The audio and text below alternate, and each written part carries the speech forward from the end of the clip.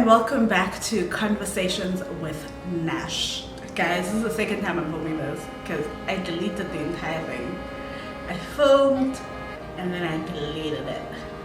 Anyway, welcome back to my channel. Thank you very much for tuning in. Thank you so much for watching my previous videos. I did a video about the ban of TikTok before this, and I did a video on the alcohol ban. After watching this, you can go and watch those videos as well.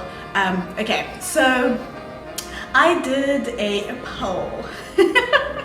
I've always wanted to say that. I asked my audience what they would like to hear from me. There were two options. There was either I speak about Kanye West and the whole mental health issue around that, or I speak about the SK video that has been doing the rounds on social media and just talk about that and all the nuances of that conversation and what conversation is not being had around that video. After some of those okay, let me stop it. Let me get serious. And a lot of people just wanted to hear about the SK video, so I've decided to start with that. But I do want to speak about the Kanye West issue and the mental health sort of aspect of all of that. Well, that is the only aspect that people should be discussing really. But anyway, I do still want to talk about that, so maybe next week I'll do a video on that situation. But for today, we are talking about the SK Kwaza video that came out on social media, and there's a lot to unpack, so let's just get into it. So I think over the weekend or something, it's Thursday today, that's when I'm recording this video. Over the weekend there was a video or videos that circulated the internet, and I saw two of them. I don't know if there's more than that. I saw two videos, and in one video there are girls that are naked, and you can see that they are drunk or possibly high in the first video. In the second video, more disturbing things happen, and I'm going to get into that. So this video came out, and obviously people are having conversations about it, and the conversation around it is incredibly nuanced and very, very touchy, is that a word? And very I don't know what the word is that I'm looking for. Okay, so the conversation around it is, yeah, very sensitive. That's what I wanted to talk about, and very sensitive. But the main conversation that has come out of it is obviously one that is ridiculing the girls. What were they doing? Why were they there? Oh, they want attention. Oh, you know, that type of conversation is happening, which I want to talk about because I feel that that's problematic, but we'll get to that. And then obviously the second thing, or the main thing really, is obviously the fact that Shaka, or SK, whatever his name is, SK Kwaza, is in the video. Okay, now he came out and he apologized for the situation, and I'm going to read his apology and then we can talk about it. Okay, so I'm on his Twitter profile. Inappropriate video images of myself were leaked online, and I would like to profusely apologize to my family, friends, employers, and fans for embarrassing them and myself. I put Shana Ferguson Films, my family, and Mzansi Magic in a position I totally regret. My actions were unacceptable. I beg for forgiveness. I take full responsibility, especially at a time we are faced with a serious pandemic. I should have made better decisions. I need to do better. To everyone I've disappointed and hurt, I'm truly sorry. So that's what SK had to say about this video. Now, when I saw this apology, the first thing that sort of popped into my mind is, listen, I don't know. I don't think that the apology is very genuine. I think that he is not necessarily apologizing for what was on the video, but is apologizing for the fact that his family and his friends, and obviously his job, his bag, he's apologizing for the fact that that was leaked and the world got to see it. I don't think that he's sorry that he went to a party during a pandemic. I don't think so. I don't think that he's sorry for the fact that they were filming naked girls without their consent. Well, he didn't say it. I don't think he's sorry about that. There's a second part of this video that came out where these girls were being violated, and if I'm going to name it what it is, were basically raped on camera, and he's not apologizing for that. So this apology is a non-apology in my perspective. He obviously was not apologizing to me. He's got nothing to apologize to me for. But yeah, so he put out on the internet so I can comment on it.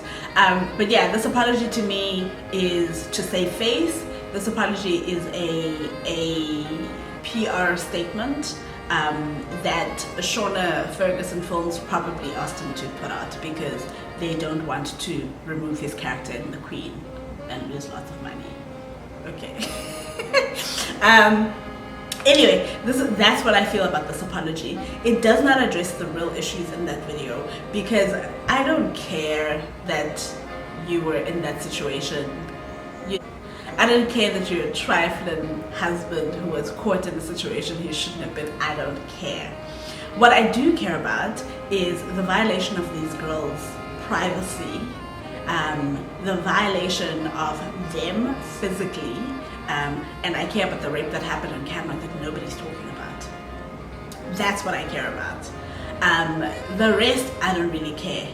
Now, the conversation that has been happening is obviously the idea of these girls and why they were there, and they put themselves in the situation. They wanted to be filmed. They wanted to be gyrating in front of the camera naked. And I say, I don't think anyone wants to be filmed in a compromising situation like that. I don't think anyone wants the world to see them like that, unless you are consensually in the adult industry, and you have your own OnlyFans, and you do that for a living and it's on your terms and you've decided to do it, great. Otherwise, I do not think that any person is okay with that happening to them. It's a violation of your rights. It's a violation of your privacy. And in actual fact, what about the men that were busy filming this, grown men filming this and then distributing it? I mean, basically you're filming porn, you're distributing porn, essentially. And that's not just wrong, it's illegal. So that's my 2 cents on that situation. I'm just like, nobody should have been filming it, nobody should have distributed it, and yeah, and it's just an unfortunate situation that as women in South Africa and in the world, we need to think about the type of situations we put ourselves in, right? And hear me out. Because of the prevalence of gender-based violence, because of the trashiness of men, we need to think ahead of everybody else. Think about the situation. If I become intoxicated in this situation, if I consume drugs or whatever it is that you decide to do, legal or illegal, if I do that, what sort of situation am I putting myself into?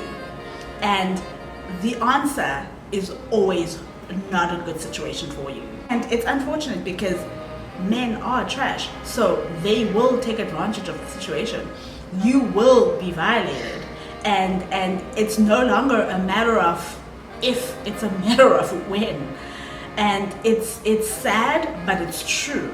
And my advice to women like myself and to younger girls who do want to have fun, who do want to, consume alcohol, my advice would be to do it in the comfort of your own home. Do it around people that you trust, even though these days you don't even know who those people are. And yeah, that's my advice. And the other part of this conversation is obviously the fact that the abuse of alcohol is not a good thing either. Abusing alcohol is not okay. It leads to situations like this, and it leads to even more violent situations. So don't abuse alcohol. If you are going to use alcohol, make sure that you are in a safe place. And we shouldn't have to say this, but it is what it is.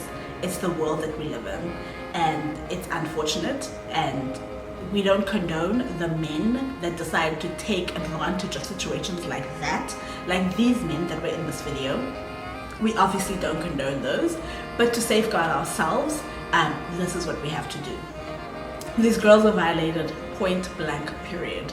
Now, there's a YouTuber, a very popular YouTuber, that spoke on this topic and was talking about these girls and saying, I don't support girls like this, why did you put yourself in that situation, wada wada wada. Of course, I support victims of gender-based violence, but if you're gonna put yourself in a situation, then babes. You can't pick and choose who you support, because gender-based violence happens anywhere, in any situation, okay? Someone could be going to the post office, walking down the street in a committed relationship with a husband, drinking wine in your own bedroom.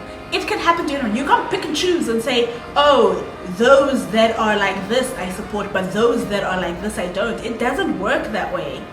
If you support women, and you support the idea that they should be protected from men who decide that it is up to them what happens to us and our bodies, then you cannot pick and choose. It's that simple. Otherwise, you're a hypocrite and you shouldn't be speaking on the topic. And you've got a massive following and you're teaching women the wrong things.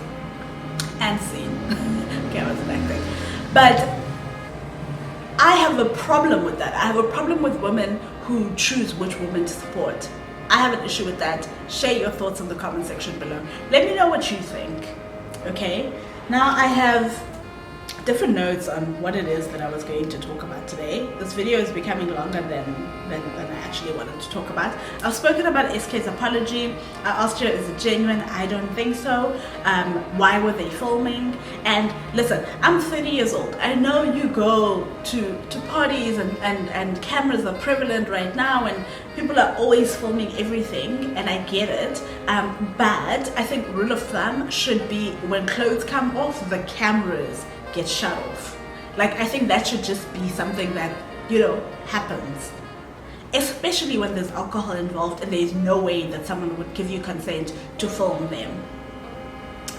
Okay, so that's why were they filming? Should girls put themselves in situations like that? I've spoken about this, and the fact that that question itself is problematic, and the fact that yes, you know, we should try and be safe, and we should try and do these things in the comfort of our own homes, but we shouldn't have the responsibility of how people act in those situations. That responsibility is on those people, and men should check themselves. And then consent. Okay, with this part of it, I want to talk about the second video that came out. And in that video, the situation escalates from someone just violating my privacy and photographing me or videoing me while I'm naked. The situation progresses, and now what happens is what I feel is rape on camera. And I am astonished by the fact that nobody else is talking about this. Nobody is talking about the fact that these girls could not have given consent to be done what was happening in that video. Two, there is Lou. These girls could not have given consent to that because they were drunk and high. And this happened with not just one guy, but two guys. So this is a gang rape on camera that is being filmed and distributed all around social media, and no one's talking about the fact that that's what it is and that there needs to be justice for these girls. And in actual fact, apparently one of these girls came out and said that they think that they were drugged. Okay, so this is a situation of a date rape drug being used on them and they don't remember what happened and nobody is talking about it? How is it that our police system has not picked this up and is investigating it because it's on camera? I don't understand why nobody's talking about the fact that there was a rape that happened on camera and it was being distributed all over social media and people are apologizing for embarrassing their friends and family and hoping that they don't lose their bag instead of addressing the real issue. I'm baffled and I am just like, what? So anyway, that's the other part, and I just want to stress that in a situation like that where there is alcohol involved, there obviously cannot be any consent given. Therefore, this was a form of rape. And then the next thing I want to talk about is rape culture in general. And this is to go back to the YouTuber I was talking about that did a video and was condemning these girls. And this is how rape culture thrives, because we, even as women, can say, well, you didn't have to put yourself in that situation. If you weren't there, that wouldn't have happened to you. It's disgusting and it's wrong and it's problematic and it's not okay. Like, that is not okay. It doesn't matter what situation you put yourself in. You do not deserve to be violated. Point blank, period. Even prostitutes who decide to be in the adult industry and sell sex do not deserve to be raped. That is non-negotiable. Non-negotiable. And if you are saying that and if you are preaching that to your audience, that's not okay. Okay, I think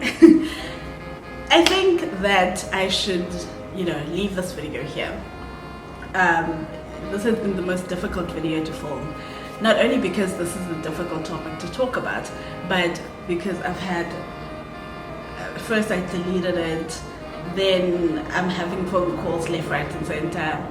It's just getting crazy. So I think I'm going to leave it here, and I think I've sort of opened up the conversation and the discussion, and I would really love for you guys to engage me in the comment section below, and let's talk about this, because it's really, really good to talk about things just outside of the Twitter sphere, to come and talk about things and really think about it critically and open up our minds to different opinions and different ways of thinking. There are things that I'm just like downright, this is right, this is wrong, and I will always stand by that. But I'm open to other sort of discussions. And I'd love to hear your opinions in the comment section below. So yeah, I'm gonna leave it here. And I really, really support the message of helping victims of gender-based violence in whatever form it comes in, and not ridiculing people for things they have no control over, not ridiculing women for situations that should not end up in them being violated. And it's a conversation in South Africa that we really need to think deeply about, and to think that just a couple of weeks ago, there was an protests and all sorts of videos with men saying that they support women victims of gender-based violence and men must stop and all of that sort of thing.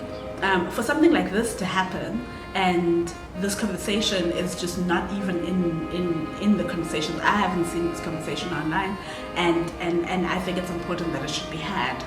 And yeah, so thank you so much for watching my channel. I really, really appreciate you guys, all 5 of you. Thank you. Okay, I'm kidding. But I am on the road to 100 followers. I almost said 100K. I am on the road to 100 followers, so please do subscribe to my channel down below. Hit that like button. Comment. That is the main reason why I make these videos, is for us to have discussions in the comment section. Share this video as much as you can, and follow me on my socials. Follow me on Instagram, Nash_Fuzzy. Follow me on TikTok. Follow me and follow me on Twitter. I'm not that active, but you can follow me on Twitter as well. And yeah, I'll see you guys in my next video. Thank you for watching. Bye.